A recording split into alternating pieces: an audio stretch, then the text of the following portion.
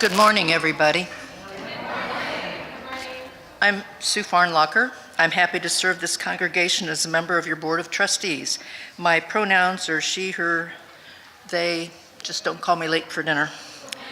Thank you for joining with us both in person and online. Please scan the QR code. There it is, QR code on the screen to let us know that you are here. Get a digital version of our order of service and find our donation page. If you are visiting with us this morning, welcome. We have a first-time visitor gift for you at the greeters table, and one of our devoted volunteers will be available in Sloter Lounge, the glass enclosed room at the back corner of the worship center, also our toddler room, to share our getting to know you information. And whether this is your first visit or your 500th, we welcome anyone who would like to learn more about who we are and what we believe here at First UU. So come chat with us after the service. Please find me in Beach Hall after the service to talk all things church. We have a few announcements this morning. The Anti-Racist Allies would like to invite you to add some 8th principle opportunities to your 2024 resolutions. Please check out the list of great multicultural opportunities on the Justice Action Ministry, or JAM, page on the church website and on the flyer posted on our bulletin board. Please check them out and be sure to share your experiences with each other. And do you have questions about what it means to be a member of First UU? Do you want to learn more about who we are and how you can connect and engage with this community? Join our next Pathways to Membership class today from 1 to 4 in Sloter Lounge. We will explore various paths to involvement here at First UU and connect you with groups and other members who share similar interests. There is no obligation to become a member. We invite everyone who has questions or is looking to find points of connection. Our opening hymn is number 55 in the gray hymnal, Dark of Winter.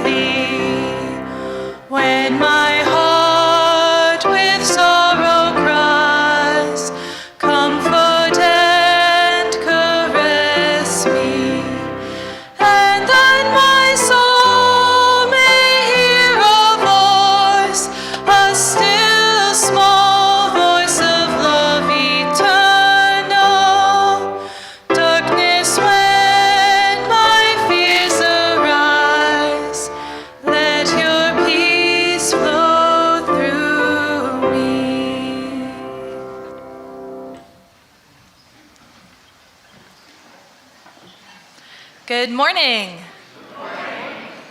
I'm Amanda Hayes. I use she, her pronouns, and I serve as your Minister of Social Justice. We begin this service by acknowledging that we gather on the ancestral lands of the Adena, Hopewell, Wyandotte, Miami, Seneca, Erie, and Cayuga people. We cultivate this awareness that concrete acts of solidarity, healing, and reparation may accompany our symbolic acknowledgements. Thank you.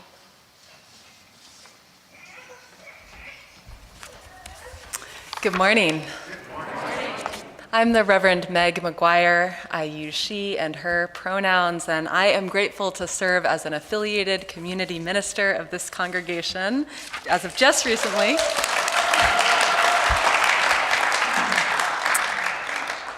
We open with a winter blessing written by the Reverend Dr. Rebecca Parker, who served for over 2 decades as the president of Star King School for the Ministry, one of our 2 Unitarian Universalist seminaries. In the shadowed quiet of winter's light, earth speaks softly of her longing. Come, she cries to us.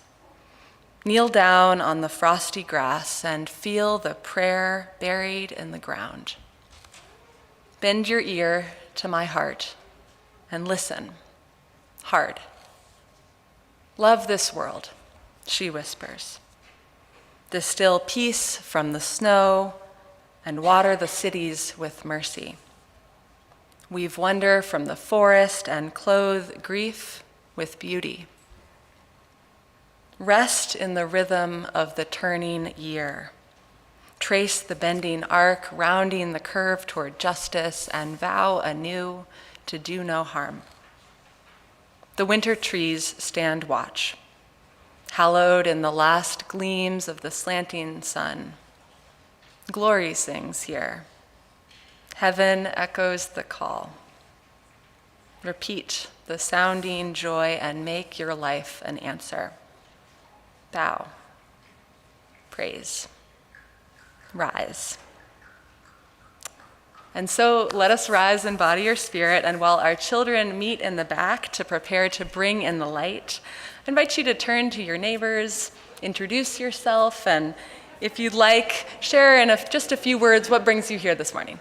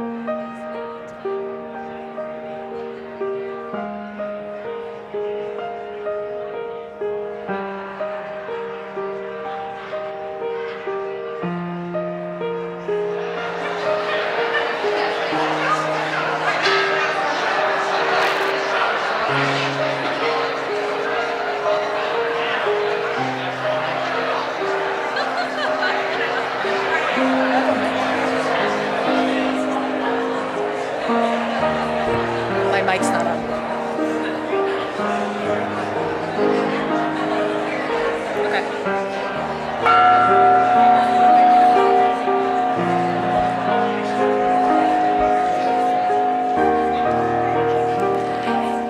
It is now time for our children to bring in the light.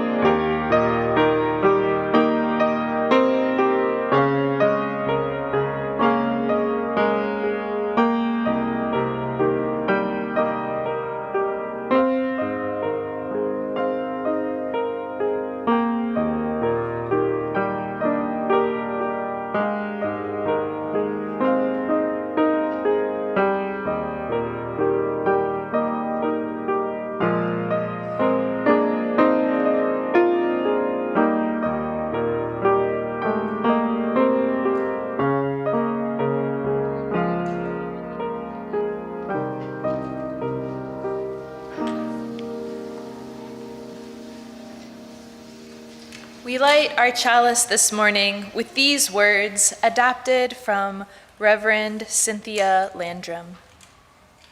In the midst of winter's cold, we gather ourselves in to light the fire, to warm our spirits, to kindle the flame of love and hope.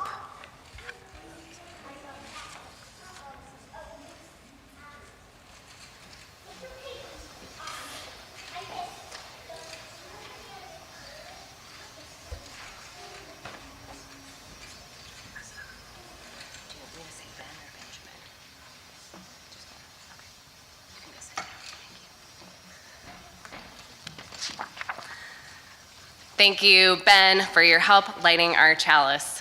Good morning. Good morning.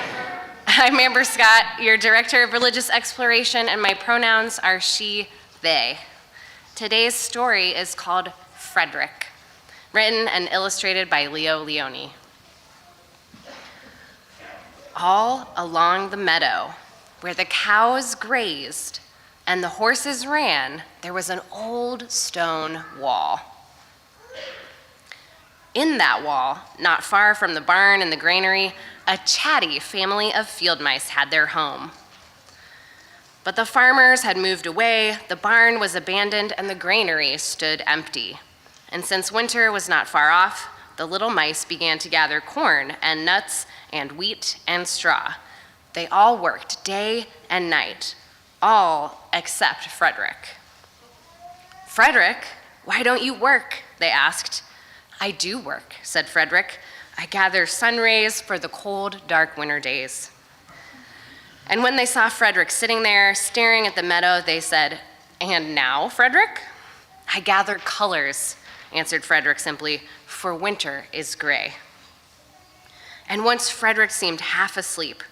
"Are you dreaming, Frederick?" they asked reproachfully. But Frederick said, "Oh no, I am gathering words. For winter days are long and many, and we'll run out of things to say." The winter days came, and when the first snow fell, the 5 little field mice took to their hideout in the stones. In the beginning, there was lots to eat, and the mice told stories of foolish foxes and silly cats. They were a happy family. But little by little, they had nibbled up most of the nuts and berries, the straw was gone, and the corn was only a memory. It was cold in the wall, and no one felt like chatting. Then they remembered what Frederick had said about sun rays and colors and words. "What about your supplies, Frederick?" they asked. "Close your eyes," said Frederick as he climbed on a big stone. "Now I send you the rays of the sun. Do you feel how their golden glow?" And as Frederick spoke of the sun, the 4 little mice began to feel warmer. Was it Frederick's voice? Was it magic? "And how about the colors, Frederick?" they asked anxiously. "Close your eyes again," Frederick said, And when he told them of the blue periwinkles, the red poppies and the yellow wheat, and the green leaves on the berry bush, they saw the colors as clearly as if they had been painted in their minds. And the words, Frederick? Frederick cleared his throat, waited a moment, and then, as if from a stage, he said, "Who scatters snowflakes? Who melts the ice? Who spoils the weather? Who makes it nice? Who grows the four-leaf clovers in June? Who dims the daylight? Who lights the moon? 4 little field mice who live in the sky. 4 little field mice like you and I. One is the spring mouse who turns on the showers. Then comes the summer who paints in the flowers.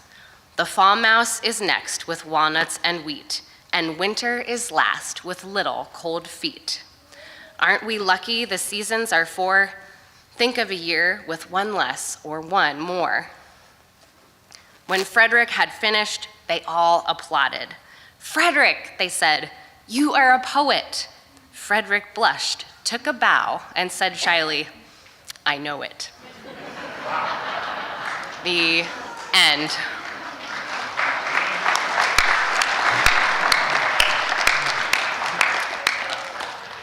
Winter is a difficult time to be alive. It can be hard not to let the cold, gray days seep into our bones and dampen our spirits. Like Frederick, may we each remember that art, rest, poetry, community, and connection are the sun rays we need to make it through till spring. Together, let us sing our young people back to their families and out to class.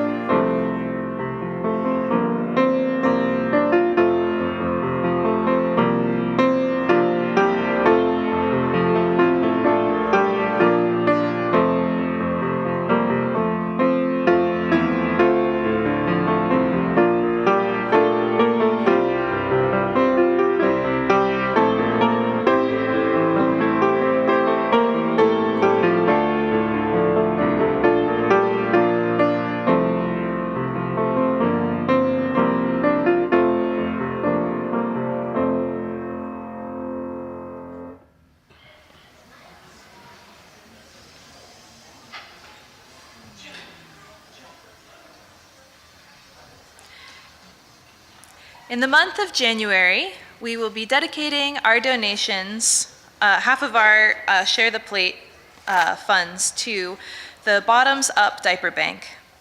This morning, we have Joe Welsh, founder of Bottoms Up Diaper Drive, which delivers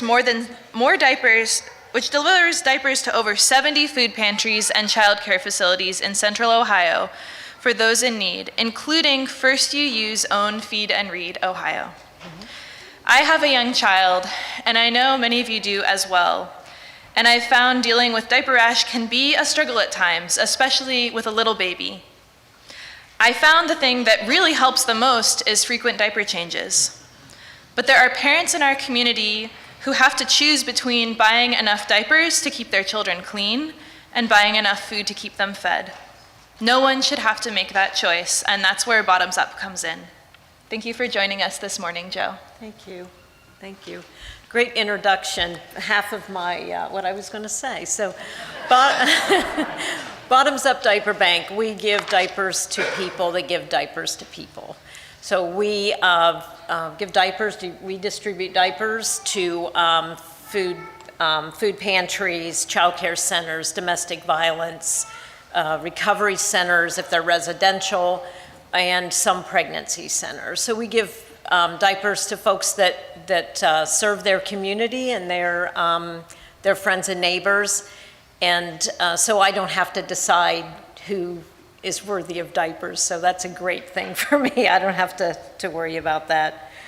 But as Amanda was saying, diaper rash happens so quickly. And one of the causes is leaving a diaper on too long.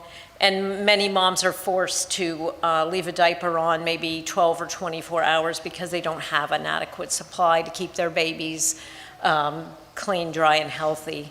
So that's where we come in. We don't give everybody every diaper they need, but we try to help out in that gap where they're desperate and they need help. We have given, Bottoms Up has given nearly 1 million diapers away this year. We are in 20 counties, not 70. That would be impossible. Not impossible. My husband would say, yes, let's do that. So nearly 1 million diapers this year, and that serves about 35,000 families, but that is not enough. We have made a decision this year to talk with each of our partners. We do have about 70 partners, and most of them, when we ask, what else can we do for you? They say more diapers. So we're going to just incrementally give our partners more diapers so they can help more people, or even help that mom really get over the hump of having enough for her baby. So I talk about numbers. Not everybody likes numbers. I'm not really a numbers person, but I'd like to tell you that we want to help that one mom that's in front of us. When I get a phone call from a mom who's desperate, or dad, I've got my kids, I need diapers. How do I get diapers? I want that mom, that one person, that one dad to know that we care. And that's what we try to do. We can't give everybody everything they need, of course, but I think our whole mission on earth is to help others and to make them feel valued. And that's what we try to do at Bottoms Up. So when a mom says to me, your diapers mean so much because I don't have to do it the old-fashioned way, that means putting a towel or a shirt on a baby, maybe putting a reusable grocery bag on over that to keep them dry, scrape out a diaper and reuse it, or leave a diaper on for 24 hours. Those are the stories I like to tell because that's a reality for moms and families living in poverty. It was never my reality. We figured out a way, but that's why we do what we do. And the problem is real, and just wanted to share kind of what that problem is, and there is a way to help, big or small, and we can purchase diapers a little bit less expensively with cash donations, but I would encourage everyone to go into the grocery and just look and see how much diapers cost. And when you think about a baby needing 6 to 10 diapers a day, you can do the math on that and figure out they're extremely expensive, and it has to be cash money. They can't use their food stamp money to purchase diapers at this point. So buying diapers, making donations, hosting diaper drives are how people can help us. And I know that we're beneficiary of the Share the Plate this month, and we so appreciate that opportunity. And also we do our world's largest diaper drive in May, and it'll be May 1st through the 31st this year. So if you belong to another organization or at work or family, you want to host a diaper drive in May, that would be awesome too. So thank you for your time. I appreciate the opportunity, and God bless.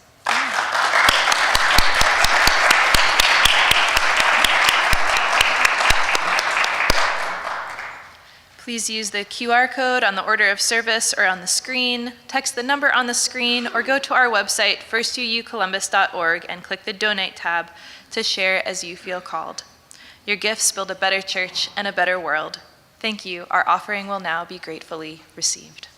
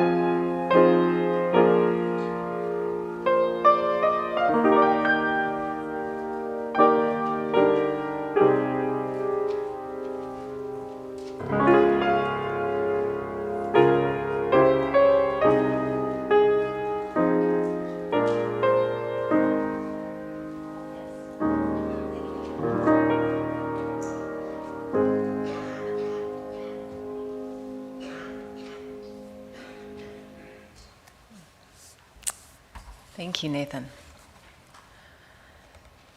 In community, we journey together through all that is our lives, through the times of gladness and the times of grief. So too, this morning, we hold space for the joys and the sorrows in our wider community. North Unitarian Universalist Congregation are officially dedicating their new building this morning. Yeah.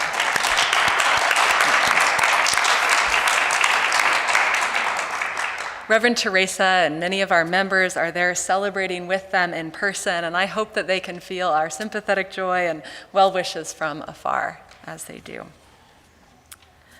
Chaz and Susan Williams are happy to share that their daughter, Robin F. Williams' art will be on display at the Columbus Museum of Art from April 5th to 18th, along with the work of French painter and printmaker Marie Laurenson. We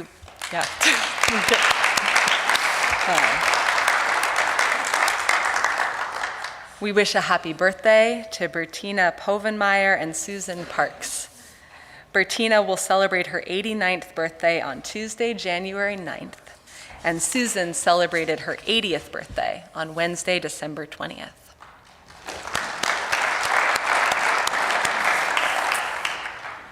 Jennifer Nichols' father, Kenneth Nichols, grandfather also to Kenneth, entered into hospice care this week.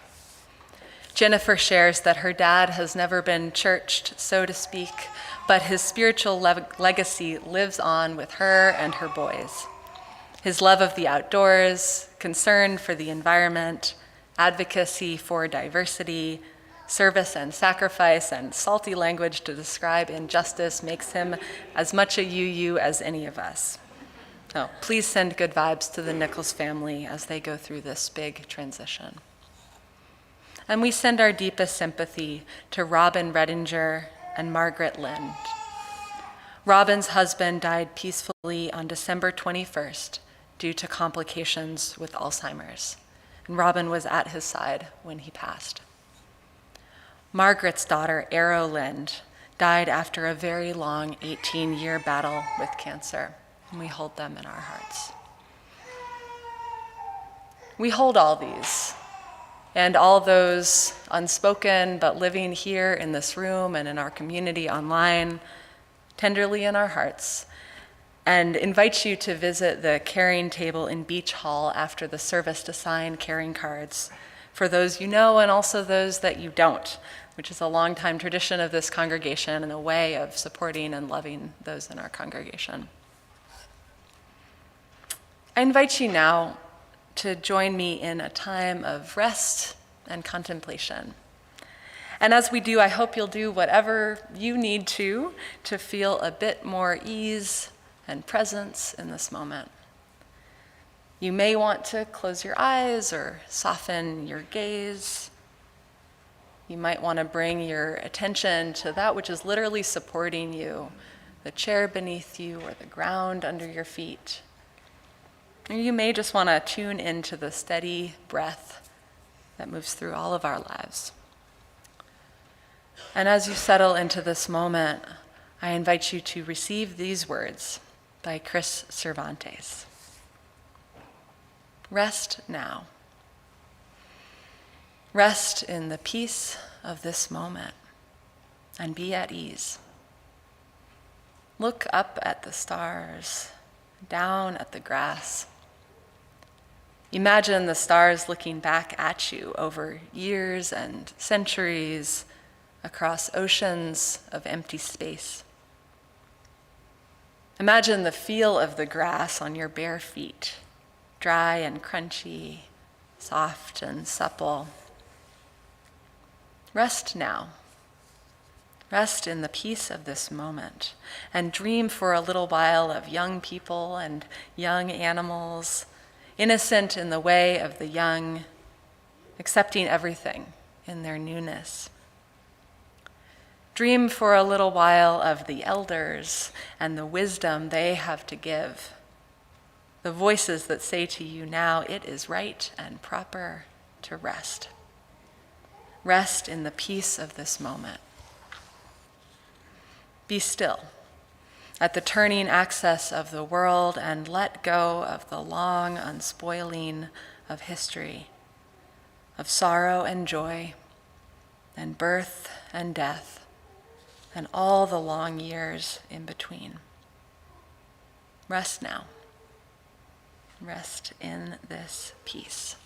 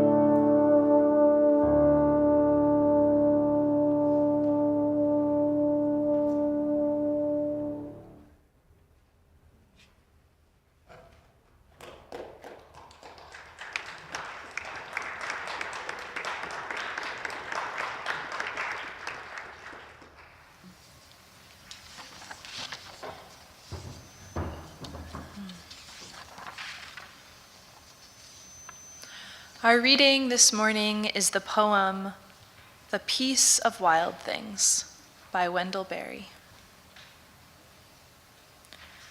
When despair for the world grows in me, and I wake in the night at the least sound, in fear of what my life and my children's lives may be, I go and lie down where the wood drake rests in his beauty on the water, and the great heron feeds. I come into the peace of wild things, who do not tax their lives with forethought of grief. I come into the presence of still water, and I feel above me the day-blind stars waiting with their light. For a time, I rest in the grace of the world, and I am free.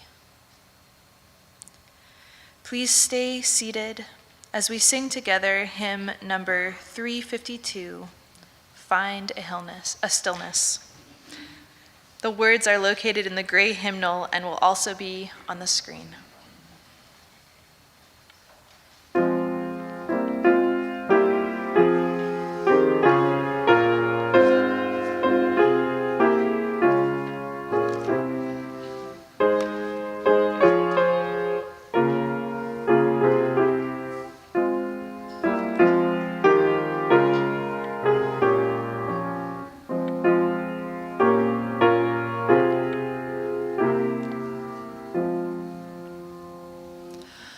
Find a stillness, hold a stillness, let the stillness carry me. Find the silence, hold the silence, let the silence carry me. In the Spirit, by the Spirit, with the Spirit.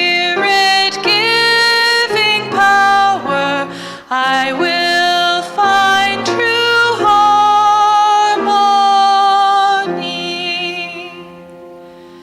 Seek the essence, hold the essence, let the essence carry me.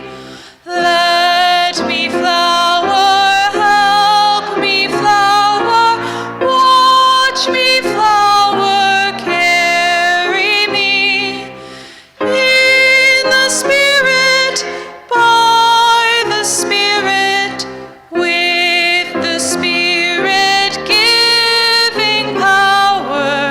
I will find true harmony.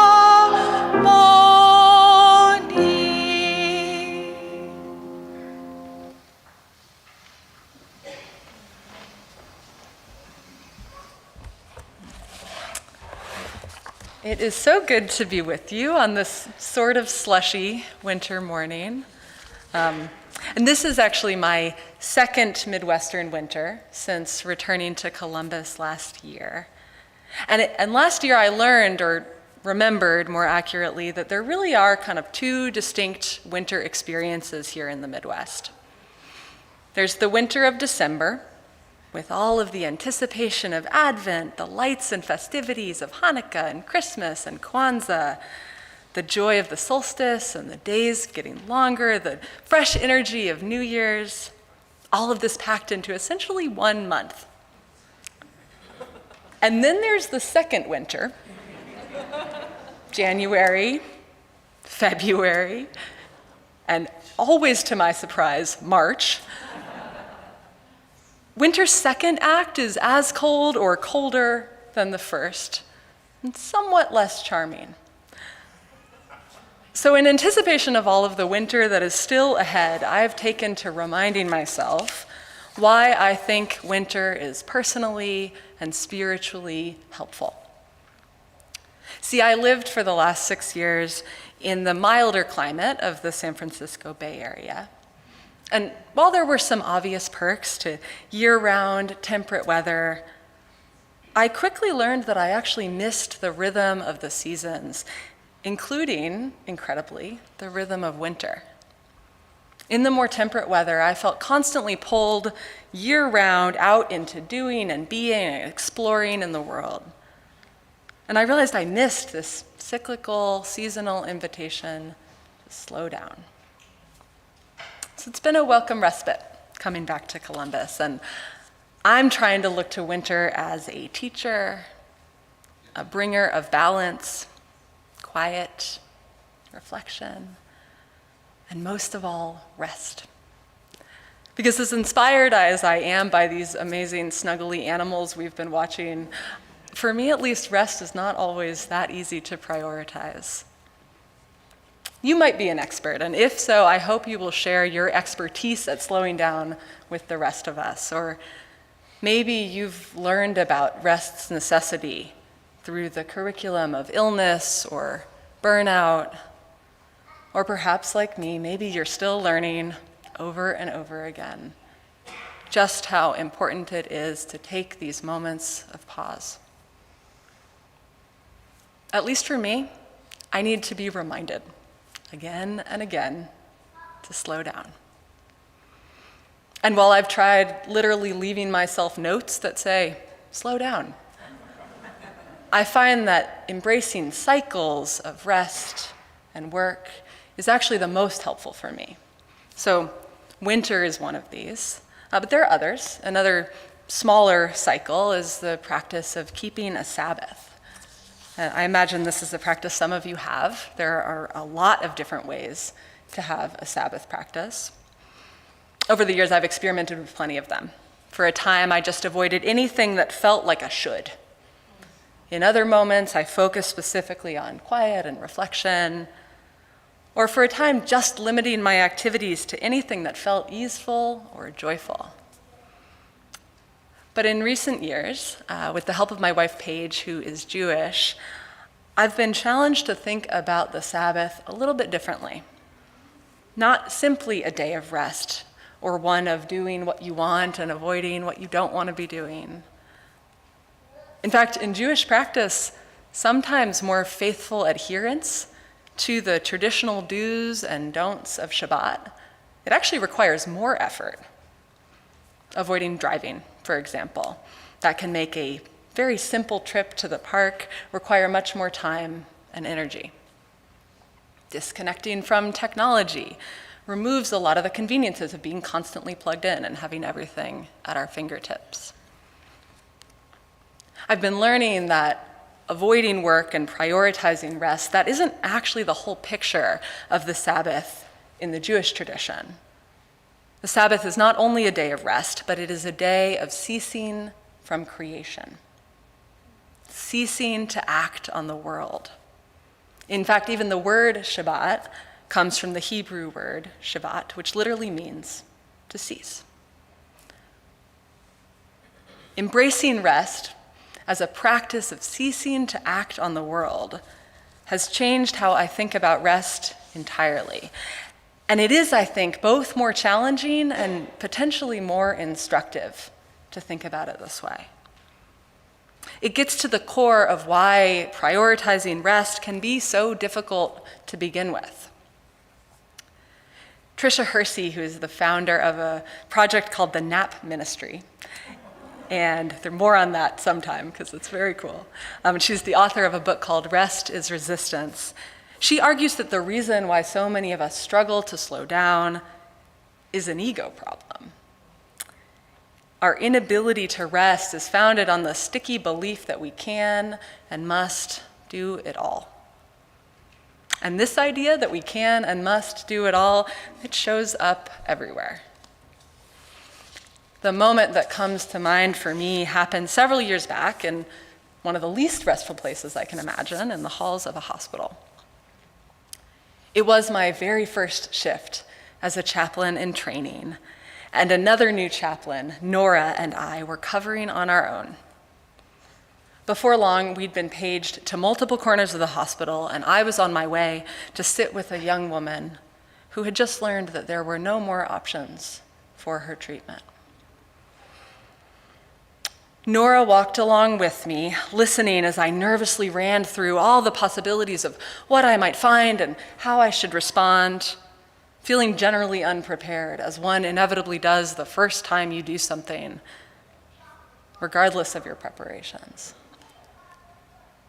Nora, however, was surprisingly calm, even though she too was heading into a difficult visit. And after a few minutes of generously holding space for my rambling, she stopped short and turned to me. "You know," she said matter-of-factly, "you won't be the only one in the room." Nora, raised in a Pentecostal congregation in Mexico City before she made her way into progressive mainline Christianity during her formation, was talking about the presence of God. "It's not all on you," she said, pointing upward. "Give some of it up." To be perfectly honest, at first, I was pretty resistant to her invitation. I couldn't really square what she was saying with my perspective as a Unitarian Universalist. I didn't believe in a personal God who was going to intervene readily in the visit I was going into. But after we separated, I took a few more breaths, and I realized that Nora had offered me a gift. She had gently pointed out the ego, the self-centeredness of my worries. I was assuming that whatever happened in that room, that it rested entirely on my shoulders, on what I did and said and embodied, forgetting, most obviously, the other person in the room, who would be bringing her own perspective, making her own choices, and co-creating that exchange that we would have. I was minimizing the particular alchemy that would occur when the two of us, with our unique histories and perspectives, encountered one another in that potent moment. And I was neglecting the presence of that which is bigger than me. You might call it mystery, love, God, the grace of the universe. You may well use different words, and I don't want us to get tripped up on language. But to paraphrase Reverend Eric Walker Wickstrom, I'm talking about that which may be beyond my comprehension, but is no less real for my confusion or inability to understand. By making myself the sole actor in that story, I had nearly missed a crucial perspective, the truth hidden in plain sight, that I wasn't acting alone. I offer this story because I think my oversight was very human and also kind of Unitarian Universalist. I was raised here, after all. One of the beautiful things about Unitarian Universalism is how we uphold the possibility and the capacity that we have as human beings. Far from minimizing human agency, we believe in people. We believe that each of us has the ability to make a difference. And as a justice-seeking people, we hold fast to our very real power, our ability to work together, to bend the arc of the universe toward justice. We place our attention on what we can create, individually and together in this life. And in many ways, because of that conviction and that focus, we do some amazing things. But there's a risk, I think, that in placing so much attention and so much focus on our agency and power and capacity, that we can underestimate or overlook all of the other actors and factors that are also at work in the world around us. And we might fall into the illusion that we are carrying it all on our own. And in these heartbreaking times, that is too heavy a burden for any of us to carry on our own. The practice of rest, of ceasing for a moment to act on the world, is one way of remembering that we never act alone. Because inevitably, even when we rest, the world goes on.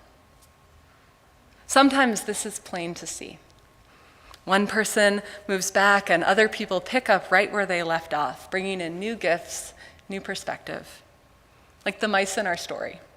When they'd finally ceased from their toil and preparations and settled into their hideout for winter, it was Frederick's different preparations, gifts which the other mice had previously dismissed, that offered them sustenance they hadn't even realized they needed.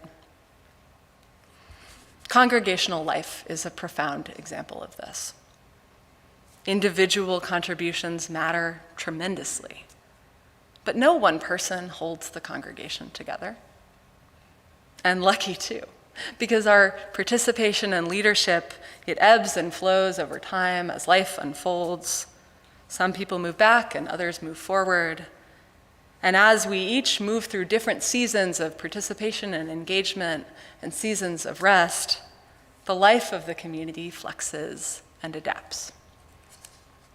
We are all integral, essential parts of the whole, but no one of us is wholly indispensable. This is the grace of community. We can rest when we need to because we're carrying this work together. Community may be easier to see. If you're sitting here in the worship center, you can literally turn your head to the side or look behind you and see others on the shared journey. And if you're on Zoom, I hope you can see that in the corner of your screen or at least the names in the chat.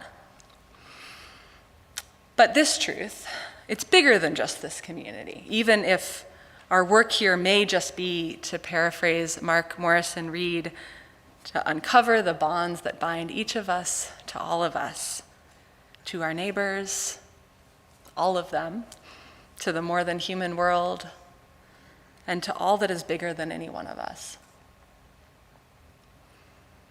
Both Wendell Berry and Rebecca Parker invite us into rest, to resting in the grace of the world, the grace of these natural rhythms, the stars hidden by daylight but still there, the water and the forest, this living world that was here before us and will be here after we are gone.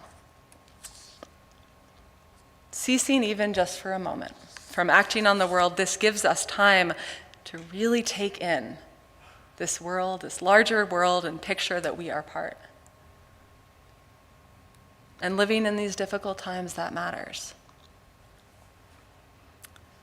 In my final year of seminary, I had the privilege of working with several colleagues on a curriculum for a new Chalice camp, which is a Unitarian Universalist day camp that's been particularly successful on the West Coast. Our task was to create a third week of day camp, this one focused on climate justice and resiliency. A crucial but frankly daunting topic to take on, especially with young people ages 6 to 14. From the start, we had more questions than answers. How do we talk with our young people about the present and future impacts of climate change in a way that bolsters their resiliency and their sense of efficacy, rather than sowing fear or despair? What does this generation, and all of us for that matter, what do we need to stay grounded and open-hearted and engaged in the long haul? And what resources and perspective does Unitarian Universalism bring to bear on these unexpected or unprecedented challenges? We came to lean on a song written by one of Chalice Camp's original founders, Layla Ibrahim, which Amanda is going to lead us through here in a moment.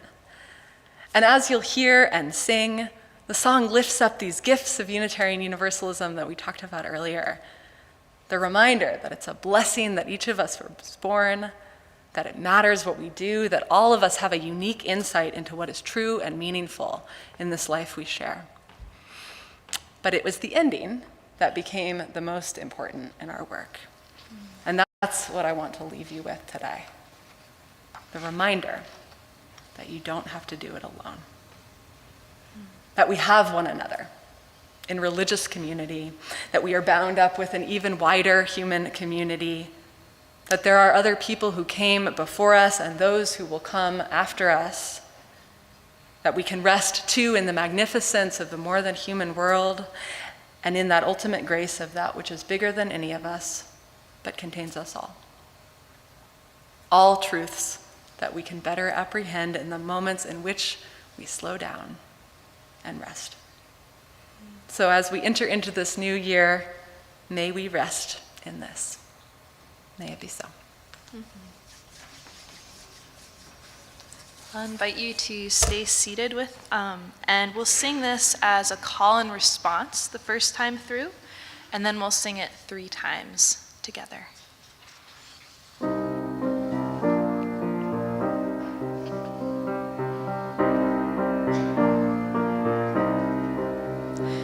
It's a blessing we were born, and it matters what we do.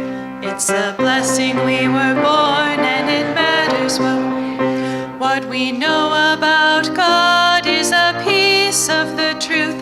What we know about God is a piece of the truth. Let the beauty we love be what we do. Let the beauty we love be what we do. And we don't have to do it alone. And we don't have to do it alone. Together. It's a blessing we were born, and it matters what we do. What we know about God is a piece of the truth.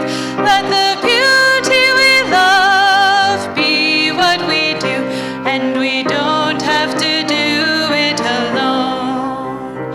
It's a blessing we were born, and it matters what we do. What we know about God is a piece of the truth. Let the beauty we love be what we do, and we don't have to do it alone. It's a blessing we were born, and it matters what we do.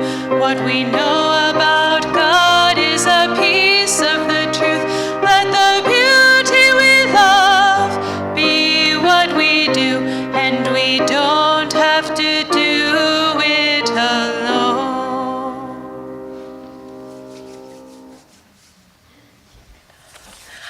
Beloveds, I invite you to rise in body or spirit.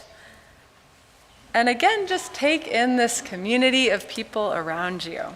You might want to literally look to your left and your right, scroll through the live stream chat if you're joining us online. And if you're here in person and feel moved to do so, you can reach out a hand or an elbow or just share a glance with your neighbor. As you go forward from this place, may you rest in the grace of this beloved community, within and beyond the walls of this building. May you rest in the knowing that there is nothing you have to do alone.